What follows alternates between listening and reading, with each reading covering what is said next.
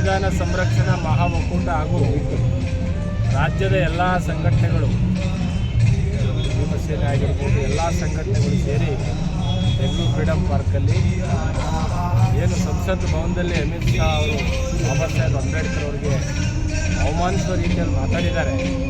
ಇದು ರಾಷ್ಟ್ರದ ಎಲ್ಲ ಮೂಲೆಗಳಲ್ಲೂ ಈ ಪ್ರತಿಭಟನೆಗಳು ದಾಖಲಾಗ್ತಾ ಇದೆ.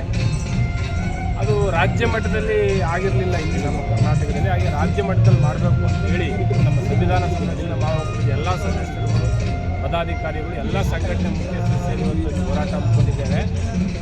ಭವಿಷ್ಯ ಈ ಒಂದು ಬೆಂಗಳೂರಿನಲ್ಲಿ ನಡೀತಕ್ಕಂಥ ಈ ಹೋರಾಟ ಈ ಜನವರಿ 26ನೇ ತಾರೀಕೇನು ಅವರು ಅಲ್ಲಿ ರಾಷ್ಟ್ರಕ್ಕೆ ಧ್ವಜವನ್ನು ಹಾರಿಸುವಾಗ ಧ್ವಜವಂದನೆ ಮಾಡೋದಾಗಲಿ ಅಥವಾ ರಾಷ್ಟ್ರಕ್ಕೆ ಏನೋ ಒಂದು ಸಂದೇಶ ಕೊಡುವಾಗ ಪ್ರಧಾನಿ ಆಗಿರ್ಬೋದು ಅಥವಾ ಅಮಿತ್ ಶಾ ಆಗಿರ್ಬೋದು, ಅವರಿಗೆ ಯಾವುದೇ ನೈತಿಕತೆ ಇರೋದಿಲ್ಲ.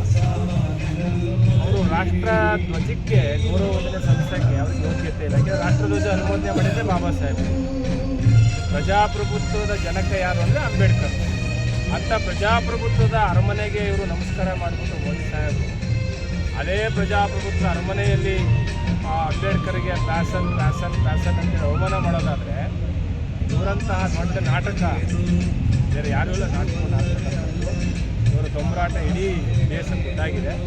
ಹಾಗಾಗಿ ಈ ಹೋರಾಟದ ಮೂಲಕ ನಾನು ಕೇಳ್ಕೊಳ್ಳೋದಿಷ್ಟೇ, ಅಟ್ಲೀಸ್ಟ್ ನಿಮಗೇನಾದರೂ ನೈತಿಕತೆ ಇದ್ದರೆ ಜನವರಿ 26 ನೀವೇನಾದರೂ ಗಣರಾಜ್ಯೋತ್ಸವದಲ್ಲಿ ಈ ದೇಶದ ಸಮಗ್ರತೆ ಏಕತೆ ಬಗ್ಗೆ ಮಾತಾಡಲಿಕ್ಕೆ ನಿಮಗೆ ಯೋಗ್ಯತೆ ಸಿಗಬೇಕು ಅಂದರೆ ಬಾಬಾ ಸಾಹೇಬ್ ಅಂಬೇಡ್ಕರ್ಗೆ ನಾನು ಅಪಮಾನ ಮಾಡಿದ್ದು ತಪ್ಪಾಗಿದೆ, ಕ್ಷಮೆ ಕೇಳ್ತೇನೆ, ದೇಶದ ಜನತೆ ಕ್ಷಮೆ ಕೇಳ್ತೇನೆ ಅಂತ ಹೇಳ್ಬೋದು.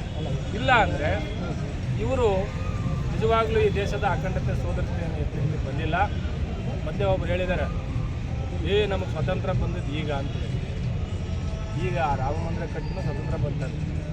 ಹಾಗಾದರೆ ಆಗಸ್ಟ್ 15 ಇವ್ರ ಅಪ್ಪನ ತಿಥಿನೋ ಅಥವಾ ಇವ್ರ ತಾಯಿ ತಿಥಿ ಇರಬೇಕು ಆ ಡೇಟು ಅಂತ ನಮಗೆ ಭಾಳ ಅನುಮಾನ ಆಗಿದೆ. ಆಗಸ್ಟ್ 15 ಏನೋ ಇವ್ರ ಅಪ್ಪನ ತಿಥಿನ ಅಥವಾ ಅವ್ರ ತಿಥಿನ ಇಲ್ಲ. ಈ ಥರ ಇಡೀ ದೇಶವನ್ನು, ದೇಶದ ಅಖಂಡತೆಯನ್ನು, ದೇಶದ ಭಾತೃತ್ವವನ್ನು ತಿಳಿಸ್ತಕ್ಕಂಥ ಕೆಲಸ ಮಾಡ್ತಿದ್ದಾರೆ. ಇದಕ್ಕೆ ಅವಕಾಶ ಕೊಡಲ್ಲ ಅಂತಕ್ಕಂಥ ಎಚ್ಚರಿಕೆ ಸಂದೇಶ. ಜೈ